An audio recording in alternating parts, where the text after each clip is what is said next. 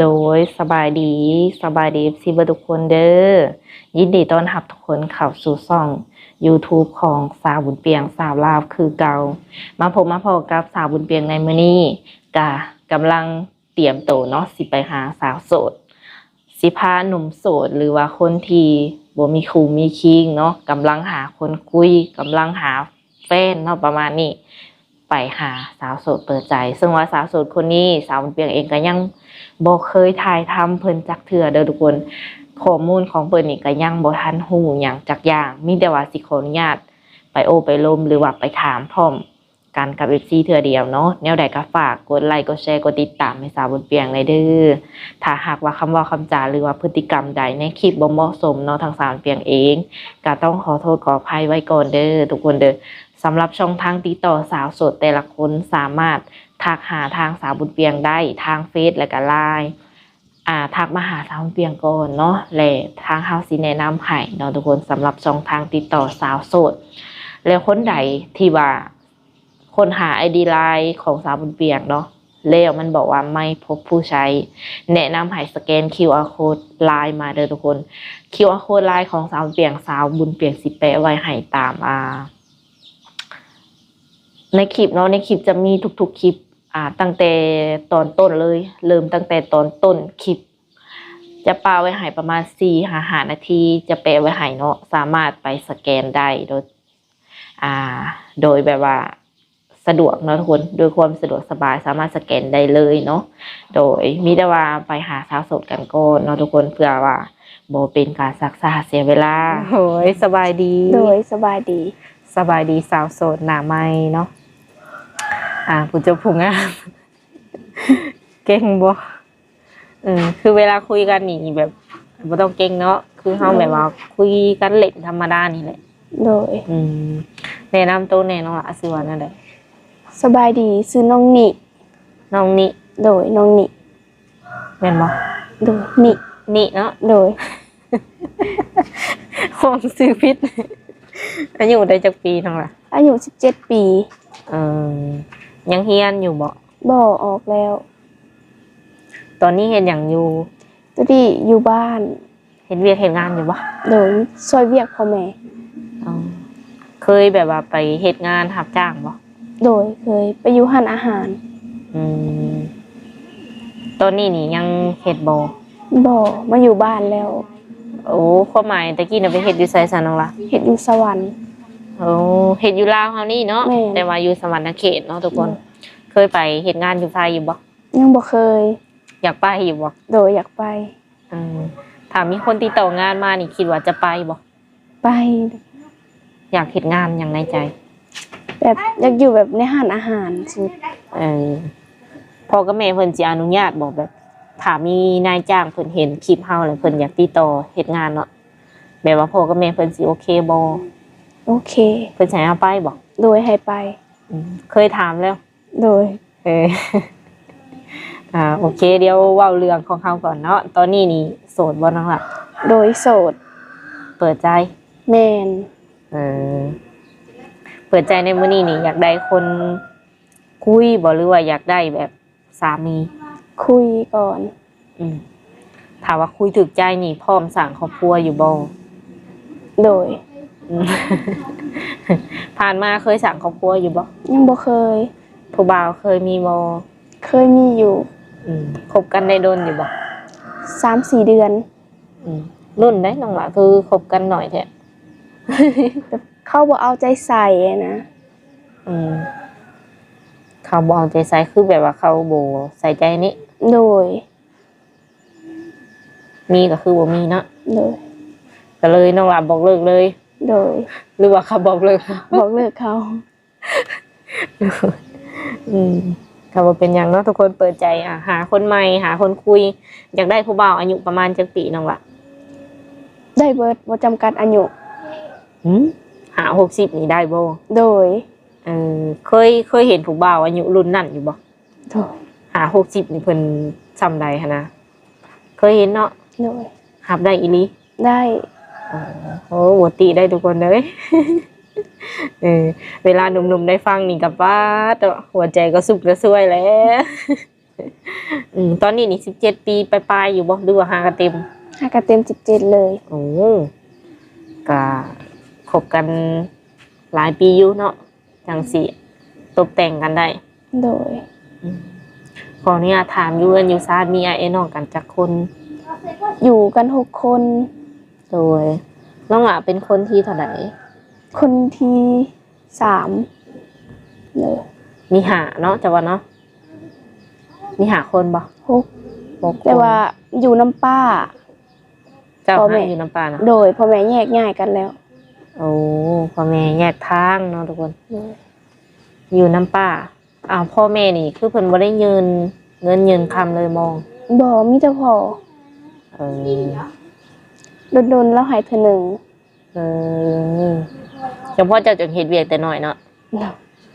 หรือว่าเพิ่นหากันแยกกันนี่บ่หรือแยกแต่โดน แยกแต่น้อย เออเพราะว่าน้องเพิ่นเป็นคนสู้ชีวิตนะเฮ็ดเวียกเฮ็ดงานอีหยังก็เฮ็ดเนาะ ๆโดย ตอนนี้อยู่กับป้า2 คนนะ อยู่กัน6 คนในเฮือน เอาไอ้น้องเจ้าเองเลยบ่อันที่จะเอามาเจ้า ไอ้น้องอยู่ไทยหมด อ๋อส่วนเจ้านี่อยู่ลาวนี่คนเดียว โดย ไอ้น้องคิงๆแต่แท้นี่อยู่ไทยบ่เลย โดย เพิ่นสร้างครอบครัวแล้วบ่ สร้างแล้ว ยังแต่เจ้าบัดนี้เนาะ แม่น แต่ละมื้อเฮาใช้เงินนำไผซะน้องล่ะ ใส่น้ำป้า ป้านี่อายุประมาณจักปี ประมาณ42 43 เพิ่นให้เงินใส่เงินจ่ายนี่มื้อหนึงประมาณจักพัน 50 ก็โอเคอยู่ซะเนาะคัน50,000เกือบ100เนาะ อยู่บ้านเฮานี่ก็หมู่คู่หลายอยู่บ่ หลาย มักไปหลินไปเที่ยวปาร์ตี้อยู่บ่ บ่ได้สู่ไป มีแต่หมู่มาลินน้ำมีแต่ส่วนกันกินกินตำอยู่เฮือน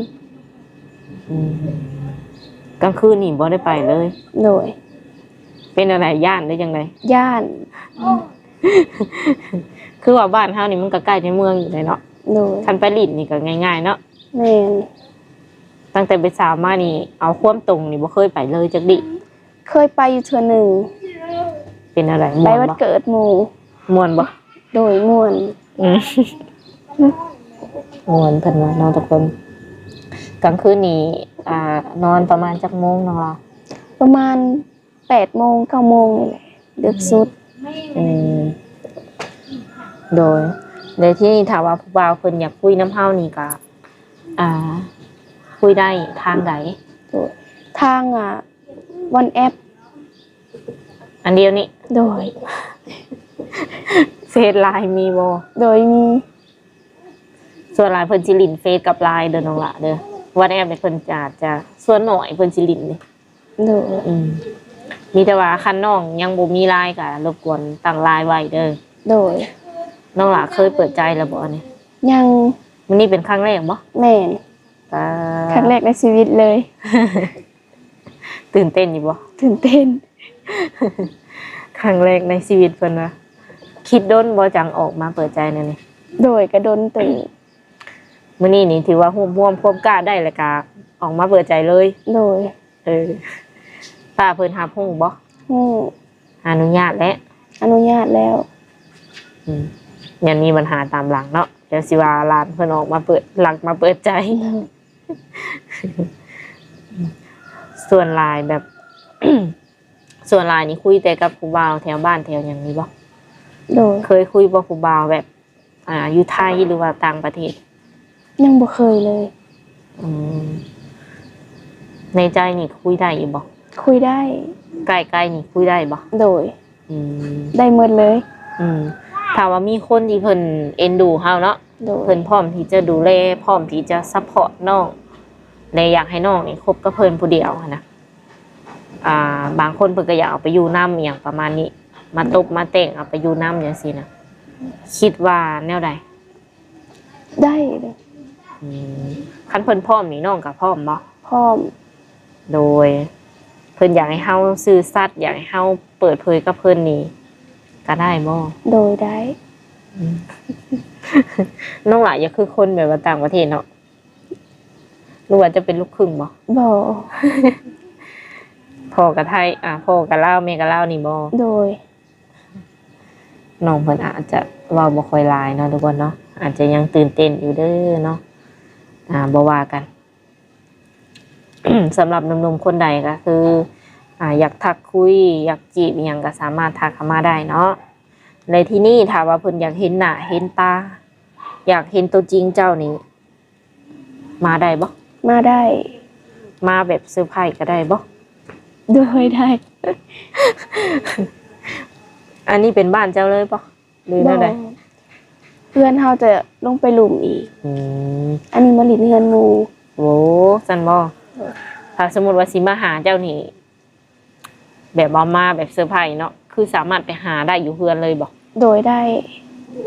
คันบ่เห็นเจ้าอยู่เฮือนนี่ เจ้ามักจะไปอยู่ทางใด กะสิมาหลินนำแถวนี้แหละ อืม ซื้อเจ้านี่คนไทยบ้านกับห้องซื้อนี่บ่ โดย ฝนตกบ่วะทุกคน คือเสียงฝนเนาะ เพิ่นนี่ อะไร มาพร้อมกับสายฝนเพิ่นนะ เดี๋ยวตกแฮงสิได้ย้ายได้แหละเนาะทุกคนสามารถมาหาได้ถ้าว่าเพิ่นนัดเฮาไปพ้อวางอื่นนี่เด้อย่างเช่นมุกดาหารเนาะเพิ่นมาบ่ได้เลยเพิ่นอยากให้เฮาไปหานะเอาง่าย โดย ๆไปได้อยู่บ่ ได้ อืม ได้หมดเลย เออเผื่อว่าถามไว้เนาะเผื่อว่ามื้อหน้ามื้อในจะบ่ได้มีปัญหานะ โดย บ่ว่าจะมาหาน้องเพิ่นอยู่เฮือน หรือว่าสิให้เพิ่นไปหาอยู่มุกดาหารนี่ก็ไปได้เด้อทุกคนเด้อลึกๆแล้วมักผู้ชายแบบนิสัยเป็นแบบใดน้องล่ะ นิสัยดี อืมใส่ดี โดย หนึ่งเนาะหนึ่งนิสัยดีเนาะ สองบ่ขี้โม้บ่ขี้ตัว อืมมีสามบ่ โดยบ่มีว่าจังได๋ มักผู้ชายเว้าจริงทำจริง โดยบ่มักผู้ชายแบบขี้ตัว อืมผู้บ่าวโทรมาดุนี่ก็มักอยู่บ่โทรมาเรื่อยๆโทรมาแบบติดๆต่อๆนี่นะ ก็ได้อยู่ สิบ่รำคาญบ่ บ่ อืมเอาดีๆได้เนาะ โดย จังเลยว่าเอ้ยคนนี้โทรมาดูว่าซัดเอาสิบอกได้วะ ได้เพิ่นว่าตอนนี้นี่ยังอนุญาตอยู่เนาะแบบใดคือว่าขับได้เบิดทุกอย่างเลย อืมกินเหล้ากินเบียร์สูบบุหรี่ขับได้บ่ ได้หมด ถามว่าเพิ่นเป็นพอห้างพอหมายเนาะบางคนก็มีลูกติดพร้อมน้องหลาฮับเพิ่นได้อยู่บ่ โดยได้ อืมบ่ได้ติเนาะ โดยบ่ได้ติ โดย เคยแบบว่าเลี้ยงเด็กน้อยอยู่บ่ เคย คิดว่าจะเข้ากับเด็กน้อยได้บ่ ได้ เออ ถามเพื่อคนที่ว่ามีลูกเนาะบางคนก็มีลูกเฮาก็ต้องเข้ากับลูกเพิ่นนำ คือว่าหน่อยแท้เนาะวะ ยังเขินๆในอายอยู่ บ่หรือว่าเวลาบ่มีกล้องนี่เว้าหลายอยู่บ่ กับบ่หลาย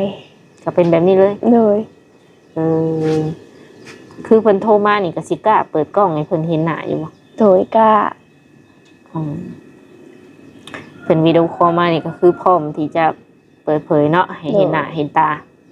สูงสุดนี่คุยได้ประมาณจักโมงฮอดจักโมง ประมาณ กลางคืนนี่นะ 9 โมง 10 โมงก็ได้ อืมเวียงนี่อยู่เพื่อนนี่หลายบ่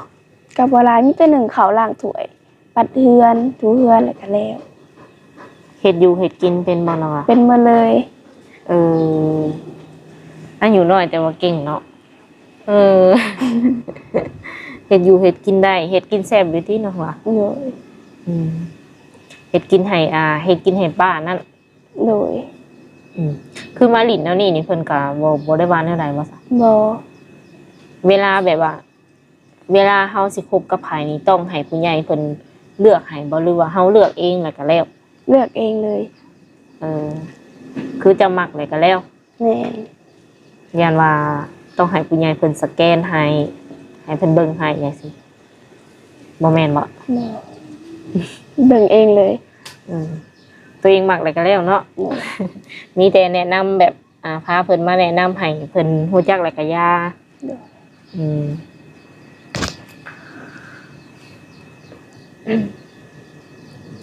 ก็ประมาณนี้เนาะทุกคนเนาะโดยแต่ละปีนี่คือได้เฮ็ดไร่เฮ็ดนาเอียงน้ำหมู่อยู่บ่ เฮ็ด พ่อแม่บ่อยู่ไผพาเฮ็ดจ้ะ ฮะ คือแบบไผพาเฮ็ดไร่เฮ็ดนา ป้า เฮ็ดจักคนแต่ละปี หาคน ได้ข่าวลายอยู่บ่น้องล่ะ บ่ได้หลายปานใดได้6-72 อืม เฮ็ดหน้าถุงเดียว อืมพอได้อยู่ได้กิน โดย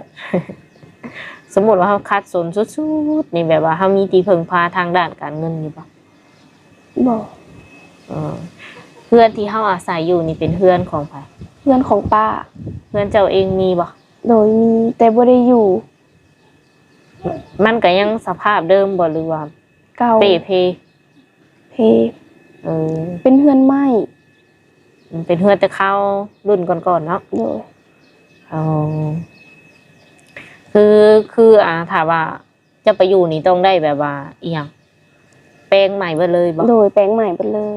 อยู่บ่ได้เนาะตอนนี้ แม่น เพื่อนเจ้ากับเพื่อนป้านี่อยู่บ้านเดียวกันบ่หรือคนละบ้าน เพื่อนบ้านเดียวกัน เพียงแต่บ่ได้อยู่แล้วเนาะ เนาะ ตอนที่เฮาบ่ได้ออกมาเฮาอยู่เพื่อนตัวเองนี่มันก็โอเคอยู่บ่ โดย หรือว่าออกมาจากเพื่อนตัวเองนี่ได้จักปีเลย ปีป้าย ก็บ่ดนเลยเนาะก็บ่ดนแบบว่า คือหาก็ออกมาแต่ว่ามันอาจจะเพแฮงดินดอนตอนหญ้านี่ก็เป็นของเฮาเองนี่มีบ่ โดย ถ้าว่ามีคนที่เพิ่นจะมาอยู่ฝั่งลาวอหย่างประมาณนี้นะเนาะมาปลุกมาแปลงเอาเดินแบบเดินเก่าเฮานี่ก็ได้บ่ โดยได้ โดยพ่อแม่ก็สิอนุญาตบ่ อนุญาต พอเลยเนาะ โดย จะพอจะอยู่กับพอยังแต่พอบ่ แม่นมีแต่พอ แม่ก็คือเลิกไปแล้วเนาะ โดย เพิ่นบ่ได้ติดต่อหาเฮาเลยบ่ บ่เรามีครอบครัวใหม่แล้ว เจ้าเองก็บ่ได้เรียกร้องอิหยังนำเพิ่นบ่ บ่ เออคือแม่เพิ่นสร้างครอบครัวแล้วก็บ่ได้วนบ่ได้วายหยังเลย โดย คิดฮอดอยู่ในใจ บ่ เอา คิดฮอดแต่พอ คือใจแข็งแท้ บอกว่าแม่นี่บ่รู้สึกคิดฮอดเลย โดย เพิ่นปะเฮาไปนี่ได้บ่2-3 ปี ตั้งแต่น้อยๆเลย ตัวอันตั้งแต่บ่ฮู้ความพุ โดย ใหญ่ขึ้นมาก็คืออยู่กับป้าโลด แม่น ป้านี่เป็นอันเอื้อยของพ่อเจ้าบ่ แม่น พ่อนี่ก็หาเงินแล้วก็ส่งให้เฮาใช้ โดย อันตลอดเลยบ่ กับบ่ได้ตลอด อ๋อ แล้วแต่เราสิให้หั้นนะ เคยบ่แบบว่าเฮาบ่มีเงินเดี๋ยวโทรไปขอนำเพิ่น เคย ก็ได้เนาะ โดย เพิ่นก็ให้อยู่บ่ ให้ สูงสุดนี่เพิ่นให้ครั้งละประมาณจักพัน 4,000 ขออนุญาตถามแบบค่าใช้จ่ายน้องหลายบ่แต่ละเดือนเอาคือเฮาอยู่บ้านเนี่ยนี่ค่าใช้จ่ายนี่ประมาณเท่าไหร่ จะประมาณแบบใส่เครื่องสำอางนี่แบบแต่บ่ได้ใส่ดูประมาณงบประมาณ400,000ปลาย อันสำหรับเครื่องสำอางบ่ แม่น เดือนหนึง โดย แบบรวมเบิดค่ากินค่าอยู่นี่ เดือนละ 4,000 เฮาอยู่ได้บ่ สมมุติว่า ได้ กุ้มเนาะ โดยกุ้ม เด้อ ถามเพื่อว่าคนที่เพิ่นเบิ่งคลิปเนาะและเพิ่นอยากเข้ามาเติมเต็มให้เฮาเพราะว่าเฮาเองก็ขาดความอบอุ่นตั้งแต่ยังน้อยเนาะ โดย ดูแลเดือนละ 4,000 นี่ถือว่าโอเคกลุ่มอยู่กุมกินอยู่เพิ่นว่าบางเดือนนี้บางเดือนบ่มีเงินเลยนี่ใส่ประมาณถึง1,000 ประมาณ1,500 ก็อยู่ได้ โดย ประหยัดสุดๆเลยค่ะบอก โดย ก็คืองดหลินงดเที่ยวงดอีหยังเลย แม่น ใส่แต่เครื่องสำอางเล็กๆน้อย โดย ๆคือน้องเองนี่บ่ค่อยมักแต่งหน้าบ่เรือมักแต่งอยู่ บ่มักแตกปานใดมีแต่ใส่เครื่องบำรุง คือสัมภาษณ์หน้าสดบ่ได้รู้ โดยหน้าสด หน้าสดเพิ่นว่าสังเกตก็ฮู้แหล้วเนาะทุกคนเนาะเพราะว่า งามแบบธรรมชาติเนาะเพิ่นบ่ได้แต้มคิ้วแต้มตาก็แต่งอยู่ถามว่าออกงานบ่ โดย แต่งเป็นอยู่บ่ เป็น อืมน้องหลานมีโรคประจำตัวบ่ บ่มี แข็งแรงปกติเนาะอืมโอเคสาธุคนเลยสำหรับคลิปนี้ก็ถือว่าโอ้ลงกับน้องเพิ่นโดนพอสมควร อาจจะยังเก่งๆอาจจะยังเว้าบ่ค่อยเก่งมีแต่ว่าคลิปต่อไปพุ่นแหละเนาะ โดย นี่หยังอยากฝากถึงผู้บ่าวที่สิเข้ามาคุยอยู่บ่นับตั้งแต่มื้อนี้เป็นต้นไป ขอให้ได้เจอคนดีๆ ใส่ใจดูแล เบอร์ตัวนี้ เบอร์เท่านี้ ตามนั้นเนาะทุกคนเนาะทักมาเอา2ทางติดต่อนำสาวบนเปียงได้เด้อเดี๋ยวสิแจกให้เนาะสำหรับคลิปนี้ก็สิได้ขอตัวโจ้ไว้ก่อนเพราะว่าฝนตกลงมาแล้ว โดยสบายดี โดยสบายดี